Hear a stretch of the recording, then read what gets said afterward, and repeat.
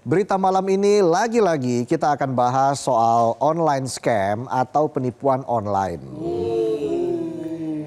Kasus yang kayaknya nggak habis-habis kayak cicilan penonton. Tiap bulan ada aja tagihannya. Mana makin lama makin bengkak lagi. Itu cicilan di setengah tahun apa gimana tuh? Bengkak-bengkak. Biasanya kalau bahas online scam kan kita bahas soal kerugiannya. Soal korbannya yang uangnya tiba-tiba ludes. Iya biasanya. Tapi malam ini ceritanya agak berbeda. Kali ini kita akan bahas soal orang-orang di balik layar yang posisinya bikin kita serba salah.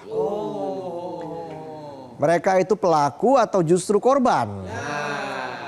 Yang terbaru sebanyak 2.277 WNI yang diduga terlibat dalam sindikat online scam di Kamboja mendatangi KBRI Phnom Penh untuk meminta bantuan kepulangan ke tanah air. Banyak banget. Mereka meminta pulang setelah aparat Kamboja melakukan operasi razia besar-besaran di Sihanoukville, kota yang dikenal sebagai salah satu pusat operasi judi online dan jaringan penipuan daring antar negara. Karena kalau antar kita you are my darling.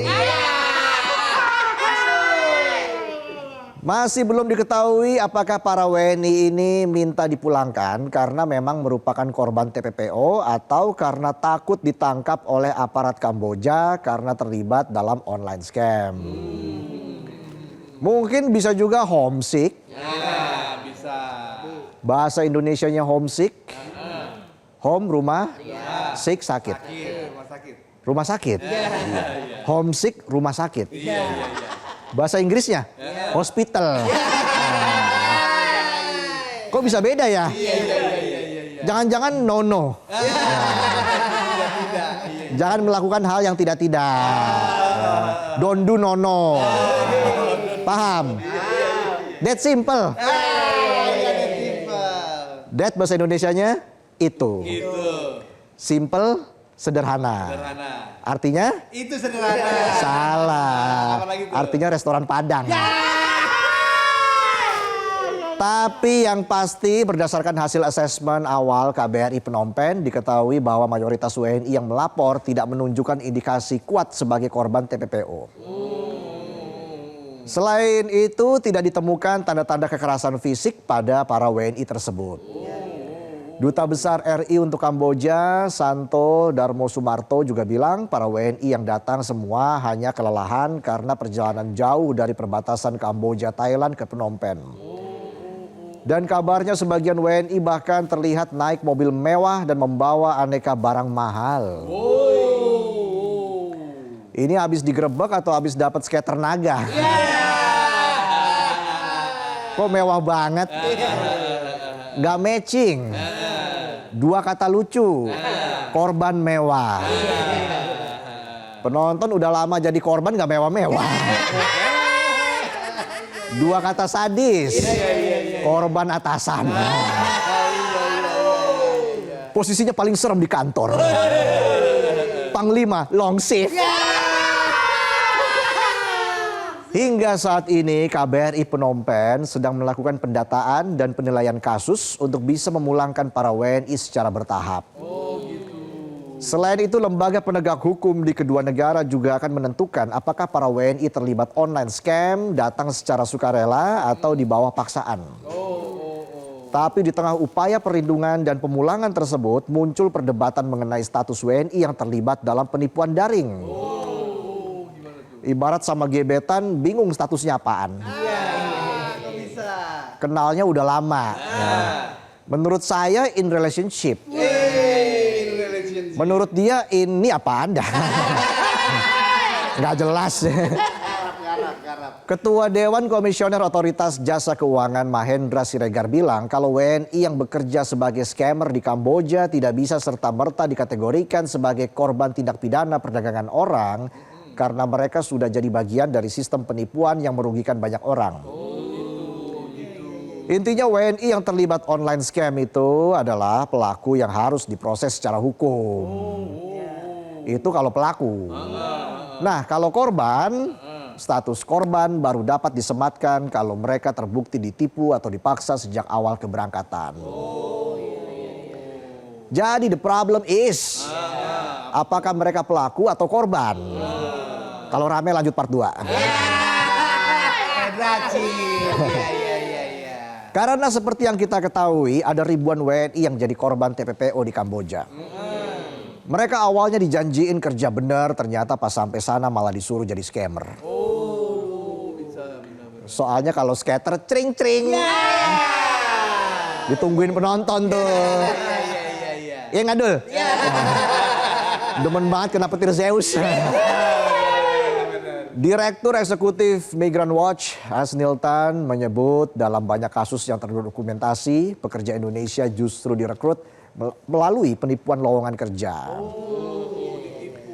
Dan biasanya setelah tiba di lokasi, paspor mereka disita, kebebasan dirampas, dan mereka dipaksa menjalankan perintah di bawah ancaman.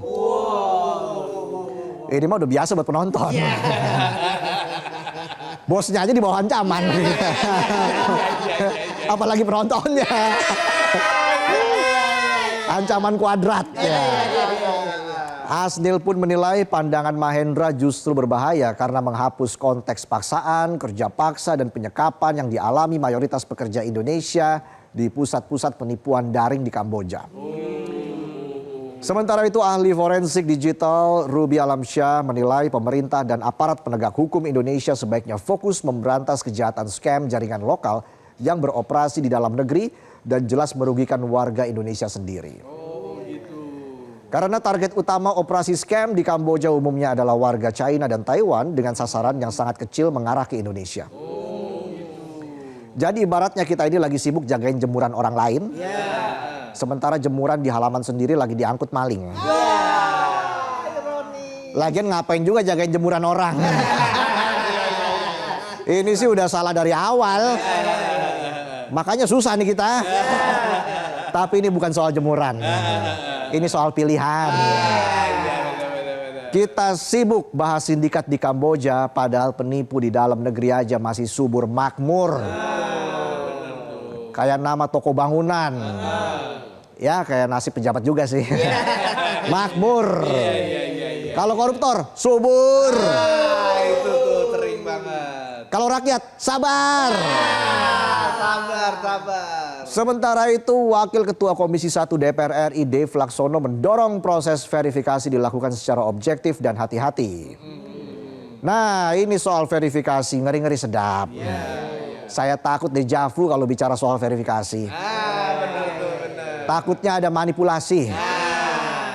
Verifikasi pemilu aja syaratnya bisa diatur-atur. Iya lagi. Pandangan berbeda disampaikan Ketua BKSAP DPR RI Mardani Alisera yang menyebut bahwa ada faktor struktural yang menyebabkan WNI sukarela pergi ke Kamboja untuk melakukan penipuan. Kenapa tuh? Salah satunya adalah minimnya lapangan kerja di Indonesia. Iya lagi. Ya bayangin aja cari kerja di Indonesia itu susahnya minta ampun. Syarat lowongan kerja seringkali nggak masuk akal. Ada syarat penampilan menarik. Lah kalau dia penampilannya mendorong gimana? Nggak menarik ya, Iya. Ada juga yang syaratnya pengalaman kerja minimal 5 tahun. Pas ditanya kerja apa? Kerja kelompok mah. Iya dari SMA. Iya. Ada lagi yang pengalaman 6 tahun jadi admin. Admin apa? Admin grup WA, Pak. Tugasnya apa? Tugasnya forwardin link berita dari bapak. Keluarga. Udah kayak buzzer keluarga gue. Intinya pelaku yang kerja secara sukarela pun bisa jadi sebenarnya adalah korban. Korban dari keadaan. Kalau penonton korban perasaan. Emang diperas terus. Faktanya Kementerian Luar Negeri memang pernah menyebut bahwa sejak tahun 2020 ada lebih dari 10.000 WNI yang terlibat dalam praktek online scam lintas negara. Dari jumlah tersebut sekitar 1.500 orang merupakan korban TPPO. Sementara sisanya diduga berangkat secara sukarela karena tergiur iming-iming gaji besar dengan bayaran antara $1.000 hingga $1.200 per bulan. Gaji 18 juta sebulan cuma buat ngerayu orang lewat chat. Siapa yang nggak mau? Ngerayu doang main tank. Apa bedanya kamu sama charger? Kalau charger tipe C. Kalau kamu tipenya aku banget.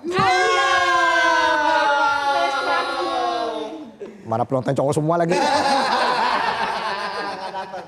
Masalah online scam di Indonesia emang semakin meresahkan. OJK mencatat sejak tahun 2024 hingga 14 Januari 2026 ada lebih dari 400.000 laporan terkait penipuan daring dengan total kerugian akibat online scam mencapai 9,1 triliun rupiah.